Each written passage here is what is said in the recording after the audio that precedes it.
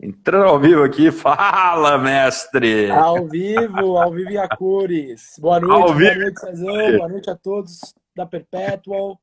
Boa noite à audiência, quem está vendo, assistindo a gente agora.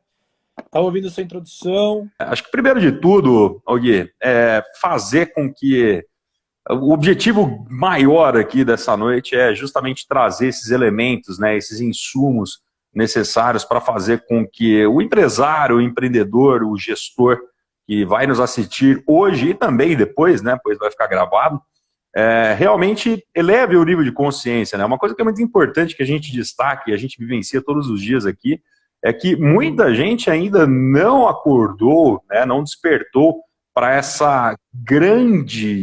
grande diferencial que é o Customer Experience hoje em dia. Então, acho que esse papo com certeza vai ser muito proveitoso, vai ser muito detalhado aí para a galera. Experiência do cliente, Customer Experience é um conceito, né? É uma metodologia, assim como Growth Hacking, né? Termo que está bastante na moda, é uma metodologia, uma forma de pensar. Experiência do cliente, gestão da experiência do cliente é uma forma de pensar, de trabalhar. Do presidente ao porteiro, essa mentalidade do Customer Experience ela tem que transitar na empresa inteira, né? Por que tem que vir de cima para baixo, né, normalmente?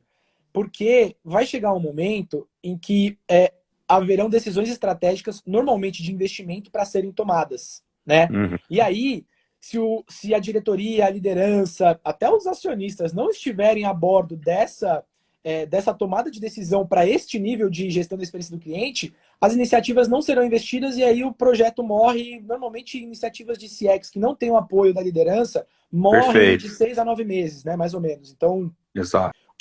quando você faz a gestão da experiência do cliente, o que você está buscando, né? Primeiro, ou você busca lucro ou você busca crescimento, né? Por que eu estou falando isso? Perfeito. Porque nos estágios de ciclo das empresas, ou uma empresa já está muito posicionada, ela precisa então gerar lucro, né? Ela está gerando muito lucro, ela está crescendo menos, ou ela Uhum. está numa fase de amplo crescimento, ampla expansão. Então ela até Perfeito. eventualmente sacrifica o lucro, exemplo, Nubank, né, que até hoje sacrifica os lucros, né, Exato. para poder crescer em ritmo acelerado. Então, esses dois são os dois pilares do negócio quando o assunto é indicador. Só que a gestão da experiência do cliente ela não causa isso diretamente. Existem indicadores intermediários. Ou seja, quais são esses indicadores intermediários, né? A recompra, a lealdade Uhum. e a indicação. Então, até Perfeito. entrando já no tema, né? O grande ponto lá em cima da empresa que o CEO vai olhar é lucratividade ou crescimento, né? E tem total relação, né? Que Total tem total. relação. E aí tá. O nível de baixo, que aí, por exemplo, o estrategista de CX da empresa vai olhar é lealdade, retenção e recompra, né?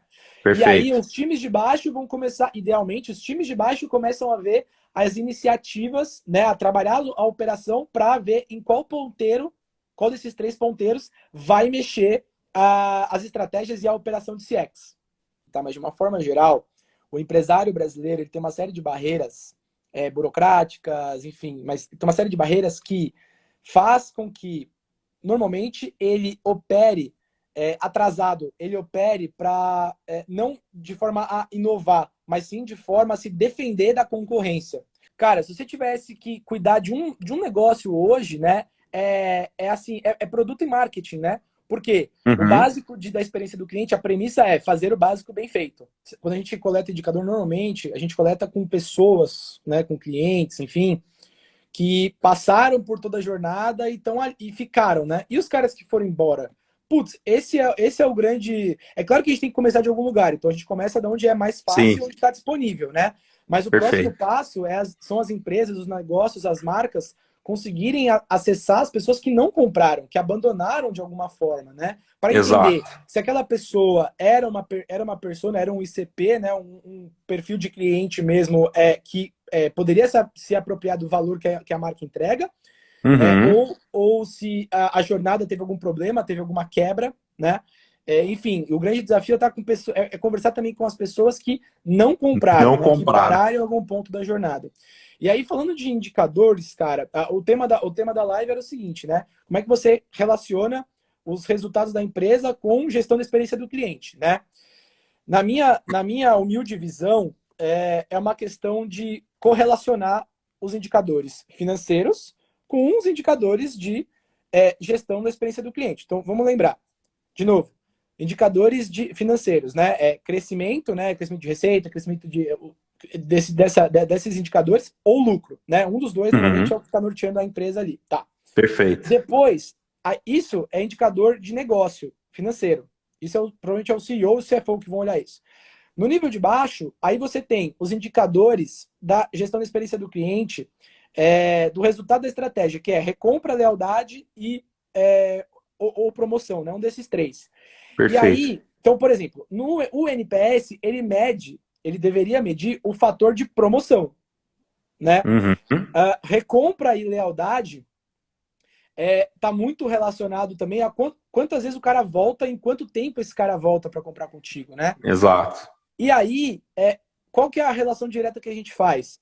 Normalmente o CSAT, por exemplo, que é o Customer Satisfaction, né, o indicador de satisfação. E aí, assim, o grande finale de todo o grande sonho da empresa é o seguinte, é você conseguir criar um banco de dados, uma tabela, um dashboard que te mostre qual é o indicador financeiro, quais são os indicadores de experiência do cliente, quais são os indicadores de ponto de contato que permitem o cliente avançar na jornada e qual é a correlação entre todos esses caras. Perfeito. Lembrando que o resultado financeiro é de uma equação desses indicadores de CX, né? Sim. Então, e aí a gente tem que usar técnicas estatísticas, técnicas gráficas para você Exato. entender qual é a relação desses indicadores de CX com o indicador financeiro. Para resumir a ópera, é mais ou menos isso, né? Você tem lá os indicadores financeiros, Exato. na sequência, indicadores de CX, e aí correlaciona ele com análise de dados, estatística, e constrói esse banco de dados. O que ganha o jogo mesmo é a sua capacidade de interpretar o indicador e traçar iniciativas, ir para a operação e corrigir alguma rota, ou inovar alguma rota, né? Então, por exemplo, e não é difícil também, né? Esse sentido não é difícil também, é o arroz com feijão de novo. Então, o grande ponto é pensar de trás para frente. Eu gosto muito do conceito bem simplificado de engenharia reversa, que é o seguinte. Perfeito. O que eu quero ter para poder agir? Eu quero ter esse indicador dessa forma. Tá bom.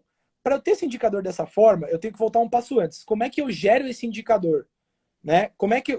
O que eu preciso perguntar, como eu preciso perguntar para gerar aquele indicador daquele jeito para eu fazer aquela análise daquele jeito e aí eu conseguir fazer as iniciativas como eu imagino que tem que ser.